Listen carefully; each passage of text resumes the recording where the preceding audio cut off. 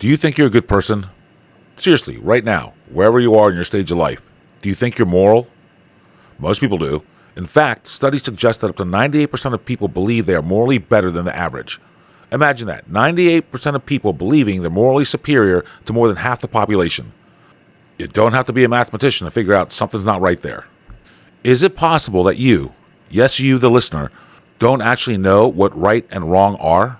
Because if most of us feel moral, but we can't even agree on what moral is, then maybe we're not having moral disagreements at all. This series isn't about shaming you. It's about figuring out, once and for all, what morality actually is, and whether human beings can coexist peacefully without agreeing on beliefs. Welcome to the Unorthodox Professor Foundational Series on Morality. Let me paint a picture for you. Just imagine for a second. Imagine how life would be if you, your family, your community, and your country, if we all share the same perspective on what's right and wrong. Imagine what happens to crime, to corruption, to conflict, betrayal, to this constant exhausting cultural war. Most people, want to be good, but I don't think doing the right thing is primarily an issue of desire. Most moral conflicts aren't failures of compassion. They are failures of reasoning. People want to be good, they believe they're good, and yet we fight constantly, politically, culturally, religiously. And even if 100% of the humans wanted to be good, if we don't agree on what is good, that same passion turns into division and then combativeness.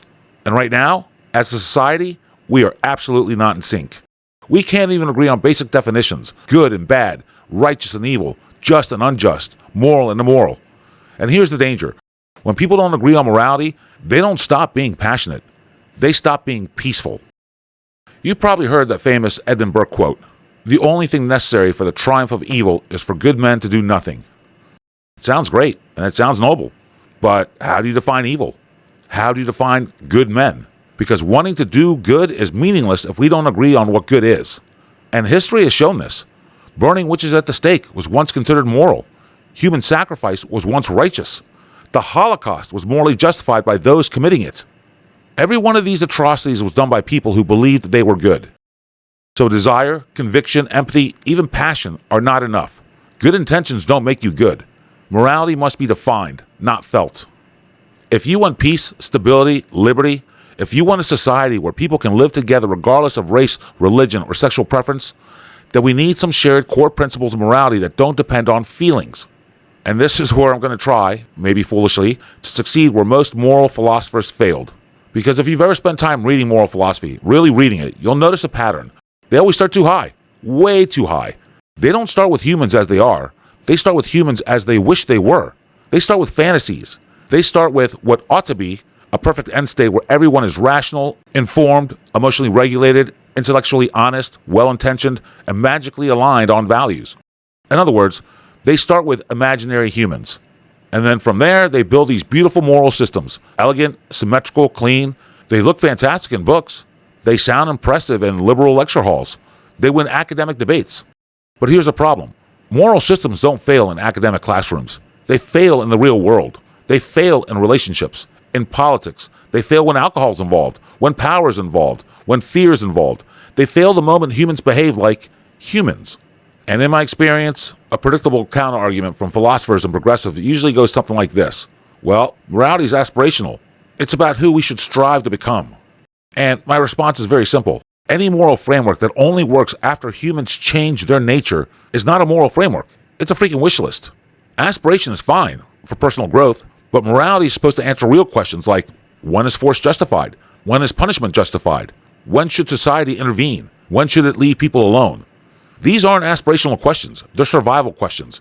And survival questions don't care about intentions. They care about outcomes.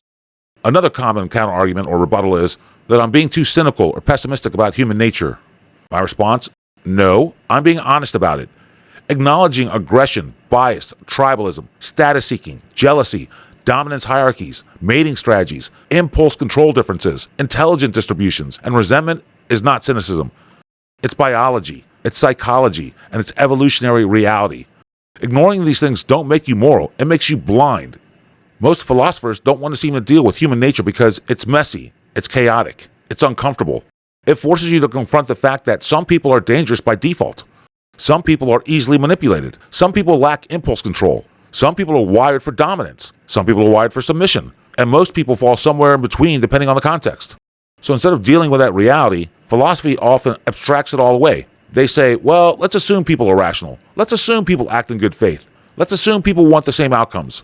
And once you make those assumptions, congratulations. You've solved morality for a species that doesn't exist. In this series, we're doing the opposite. We're not starting with what humans should be. We're starting with what humans are. Biologically, psychologically, evolutionarily. We're starting with humans as a primate species that evolved under scarcity, competition, threat, and a hierarchy.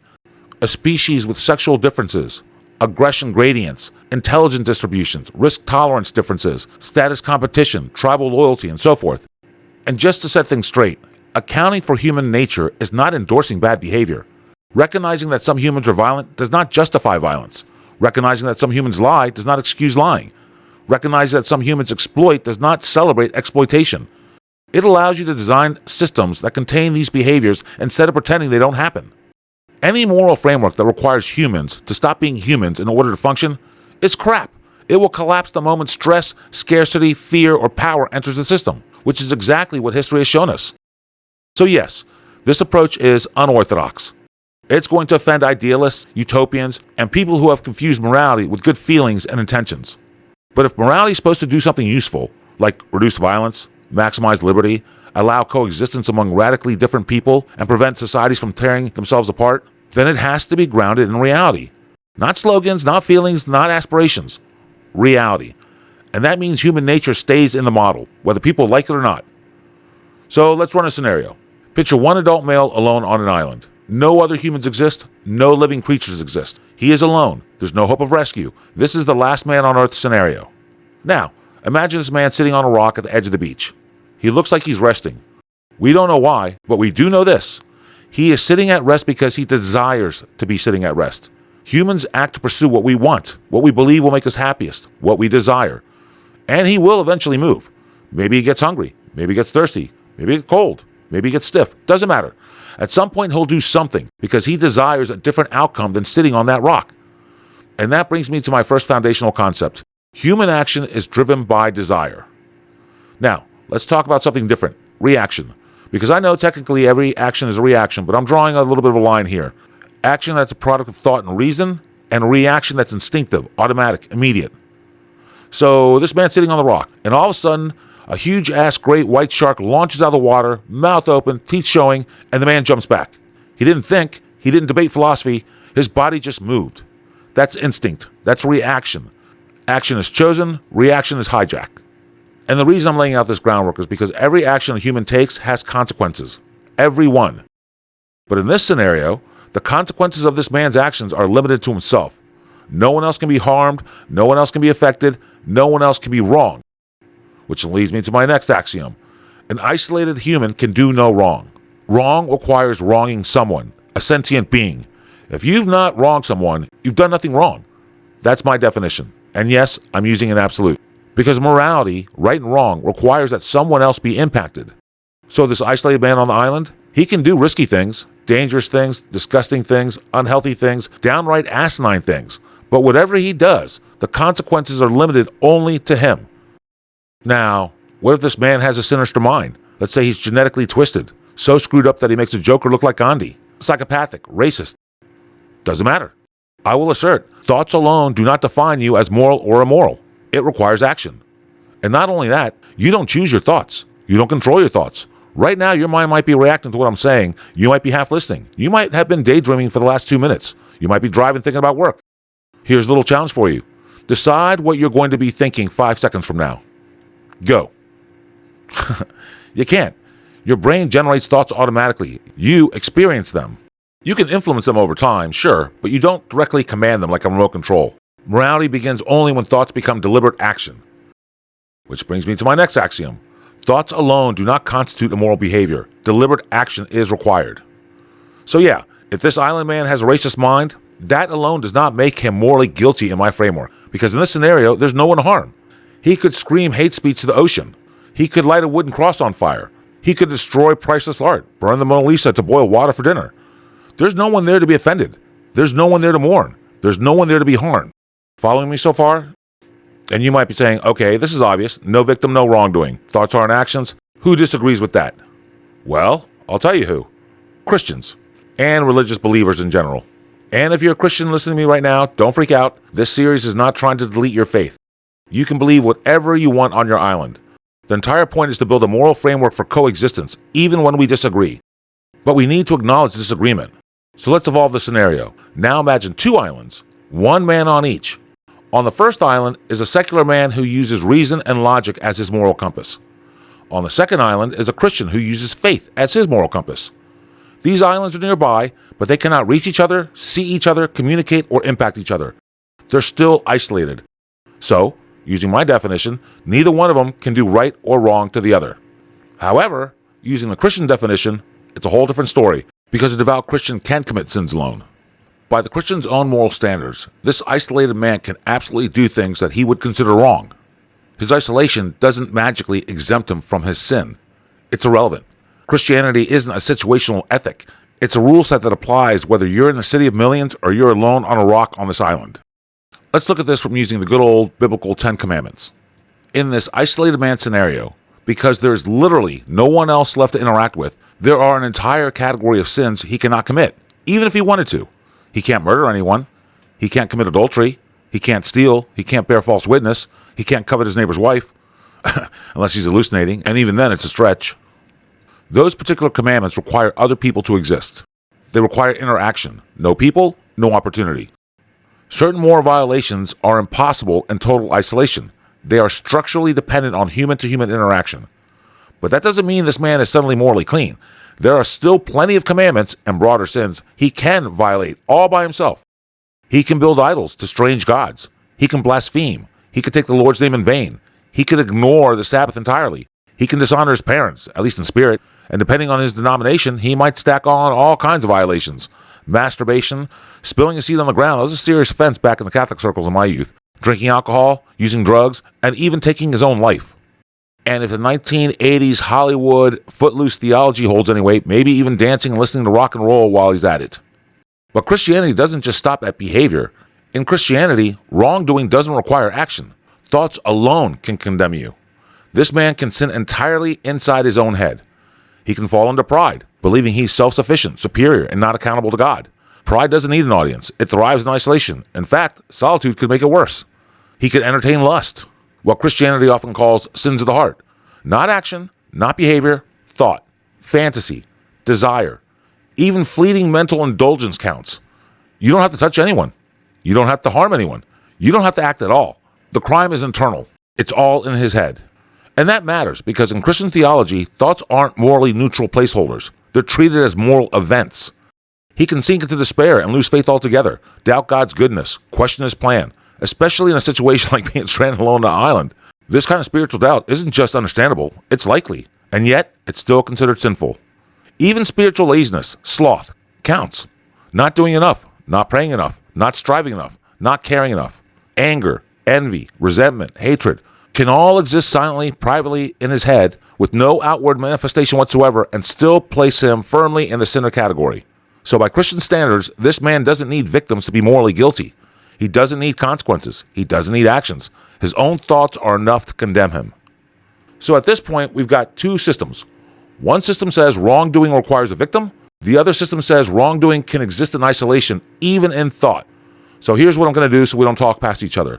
For the purposes of this series, when I say wrong, I mean an action that harms another person. When I say sin, I mean a religious or spiritual violation, even without a victim. That's not an insult, it's a distinction. Now, let's be candid for a second. I think it's important to acknowledge that people of faith typically do not use reason or logic as the source of their moral standards. That's just a structural observation. They derive morality from faith, from holy texts, divine commands, and religious authority. In Christianity, the Bible is regarded as infallible. It's not just a book of wisdom. It's not a collection of moral suggestions. It is believed to be the Word of God. And in that framework, God defines what is good, not man, which means something very important. A true Christian is not permitted to say God was wrong. They're not permitted to say that command was immoral. They're not permitted to say this divine action violates logic or ethics. The most they're allowed to do is interpret. They can debate translation, they can debate context, they can debate symbolism, but they cannot override divine authority with human reasoning. It's that simple. And again, this is not a criticism. It's the entire point of faith, right? Faith, by definition, means submitting human judgment to divine authority. If you could logically audit God and declare him wrong when you disagreed, then he wouldn't be God. Every once in a while, I'll get a defensive rebuttal here. Well, Christians use reason too. Yes, of course they do. I'm not suggesting they don't. But here's the distinction that seems to get blurred when we're dealing with the context of morality. Christians use reason to apply morality. They don't use reason to generate morality. And that distinction matters because when reason and faith conflict for a Christian, faith wins by design. The same structure applies in other religions. In Islam, morality flows from Allah through the Quran. In Judaism, it flows from the Torah, law, and the covenant. In Buddhism, morality flows from spiritual doctrine and enlightenment paths. In pagan systems, morality flows from tradition, rituals, metaphysical beliefs. Different gods, different stories, different commands, but the same architecture. Morality is discovered through revelation, not derived through logic.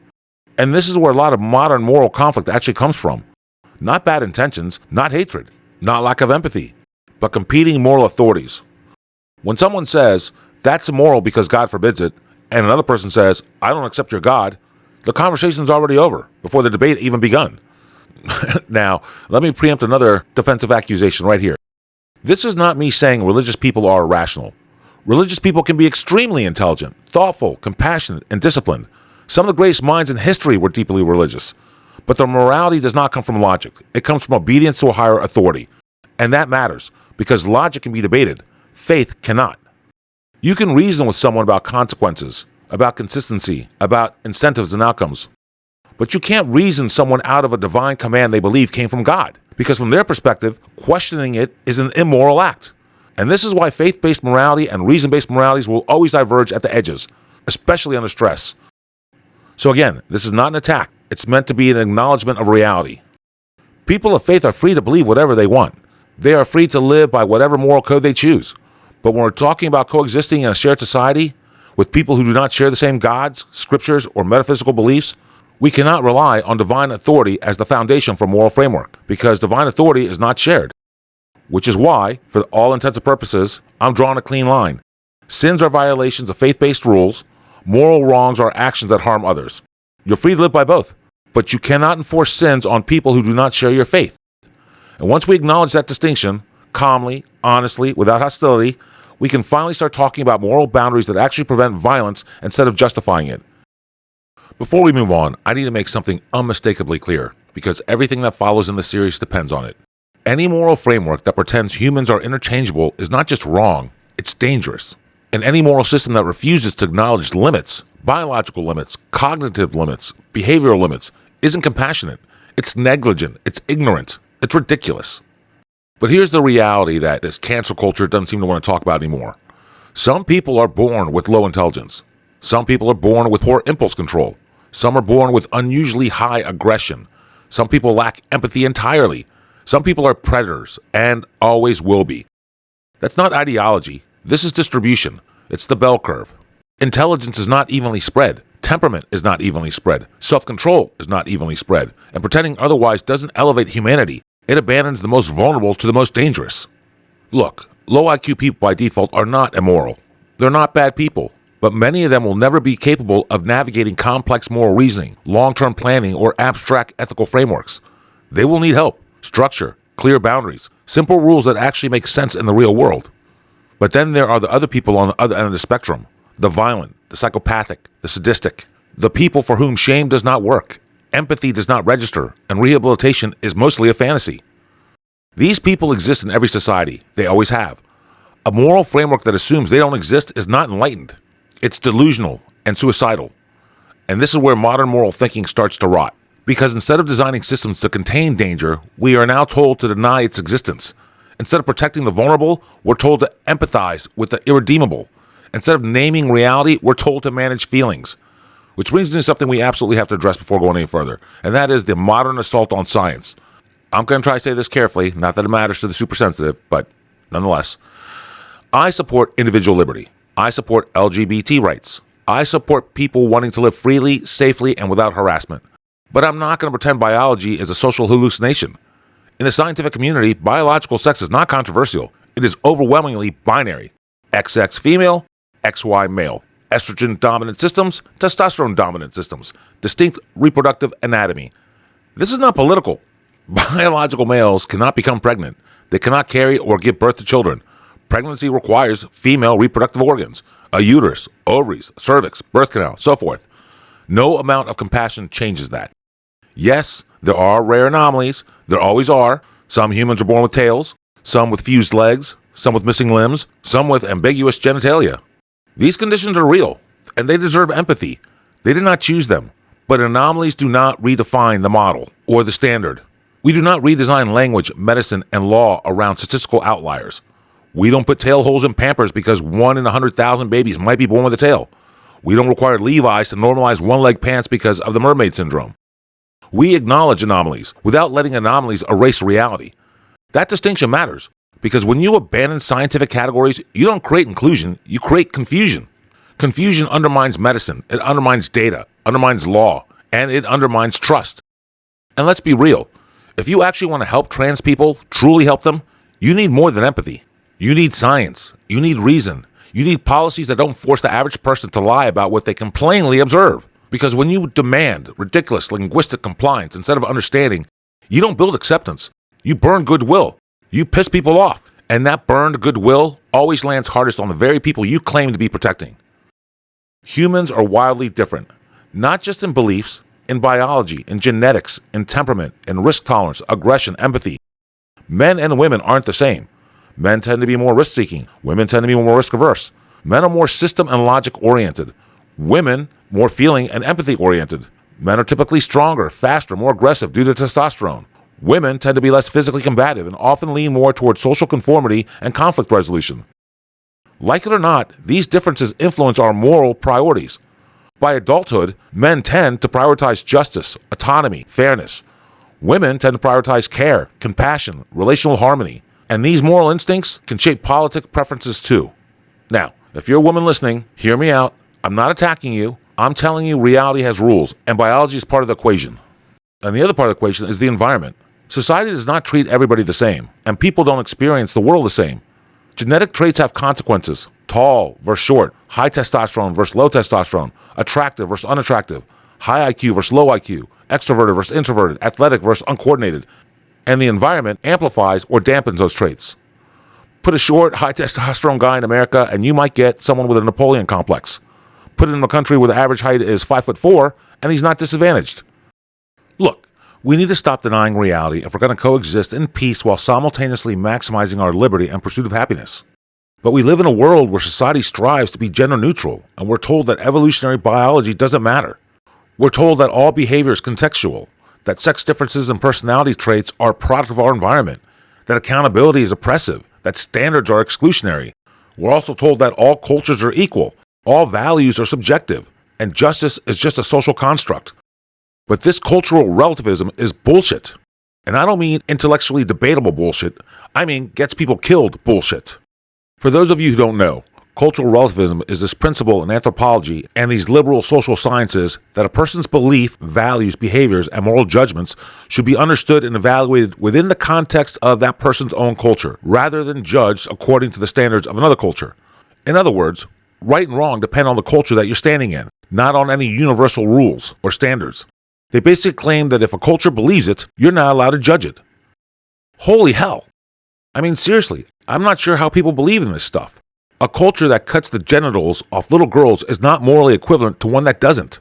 A culture that executes apostates or defectors is not just different. A justice system that tortures confessions out of suspects is not merely an alternative. Those systems don't just reflect values, they reflect different assumptions about human life and different levels of regard for it. And these differences in perspectives has its side effects that I think sometimes people miss. And one of them is that justice systems are designed around who a society thinks humans are. A system that assumes high self-control fails when self-control is rare. A system that assumes honesty collapses when deception is rewarded. A system that assumes empathy gets eaten alive by people who feel none. You cannot build a justice system assuming everyone is reasonable.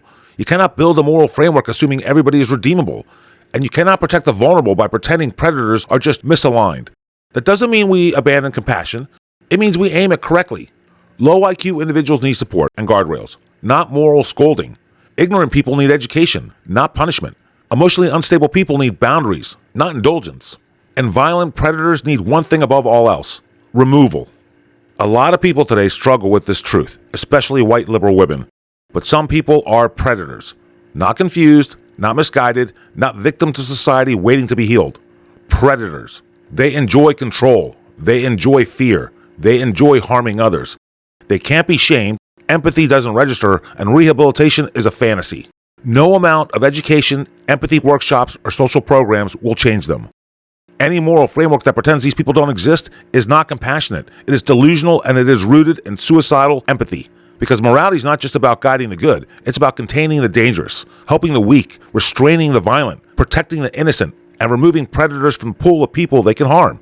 This requires clarity, sanity, and reason, not feelings. Because morality that refuses to judge ends up enabling the worst humans at the expense of the best. So no, cultures are not equal in outcome. Justice systems are not equal in effectiveness. And moral frameworks are not equal in their ability to protect human life, to protect our liberty, and to protect our natural rights in general. Human dignity might be universal. Human behavior is not. And if that makes you feel uncomfortable, good. Discomfort is the price of honesty. Because the real world doesn't give us a choice. There will always be people who cannot reason well, people who cannot control themselves, people who will exploit any softness, and people who will use tolerance as a weapon. This is why this morality series is grounded in human nature and environment, not ideology. Not because biology excuses behavior, but because biology predicts it. Not because the environment absolves responsibility, but because the environment shapes risk. If you ignore those facts, you don't get peace, you get chaos, followed by authoritarian overcorrection. Which brings us to what's going to happen next in Chapter 2. We know that people are different biologically and psychologically, and we know that environment and culture shape people's morality. Up until now, however, we've kept the moral system isolated, using the last man on earth scenario. No contact, no consequences. Well, that ends in the next chapter. The islands move closer, and they can impact each other. And the cast is set. A Christian, a Muslim, and an atheist. They dislike and distrust each other. They have different moral authorities, different assumptions about violence, justice, and punishment. And now they can interact. They can threaten, they can escalate, and they can justify force. And this time, they will all have weapons. This is where moral boundaries become real. This is where morality stops being a debate and starts being a survival problem where coexisting is on the line. So on that happy note, peace out from Virginia.